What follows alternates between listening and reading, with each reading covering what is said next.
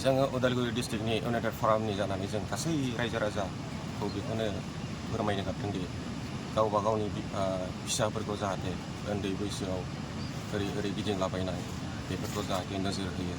आन्डार 18नि गाहायनि गथ' हिन्जावसाफ्रा जों नुनो मोन्दों ड्राग्स बाहायनाय, निसा बुस्थु बाहायनाय आरो गारि मटर लानानै ओरै गिदिंनाय जों बांद्राय नुनो मोन्दों। बेफोरखौ लानानैनो बिमा बिफाफ्राबो एसे जाहाथे नोजोर होयो, जाहाथे बिमा बिफानि मान सन्माना जाहाथे थाङा। जों बिनि सायाव जों गोख्रोङै एबारबा नोजोर होबाय थादों। जों एबारबा उइथ मिडियाजोंसो लोगोसे जों सोरनि बिमा बा सोरनि फिसाला सोरनि फिसाजो बेफोरखौ लानानै जों मिडियायाव जों फेस खालामनाय जागोन। ओंखायनो बिमा बिफाफ्राबो एसे गावबा गावनि फिसाफोरखौ एसे मोजां नोजोर होयो। बबाव थांदों बबाव फैदों, मोनासिमाव बबाव गोदोना थाहैदों बेफोरखौ जाहाथे खेल होयो।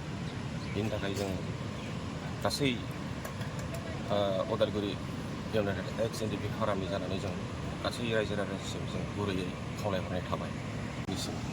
जोंनि मानसि गाज्रि थासारि नुवाखै। जोंनि खावलायनाय हिसाबै बिथांमोनहा एसे जोंनि खावलायनायखौ एसे सन्मान होदों होननानै जों सानदों।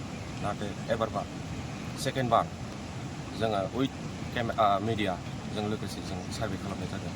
जेराव जों सार्भे खालामहैगोन, नायदिंहैगोन, जों बेयाव लोगोसे मिडियाजों लोगोसे जों बुजायहैनाय जागोन। नङाबा बिथांमोना जोंनि खावलायनायखौ मानियाब्ला बिथांमोना लाजिसिम माबा मोनसे खैफोदावबो गोग्लैनो हागौ होननानै जों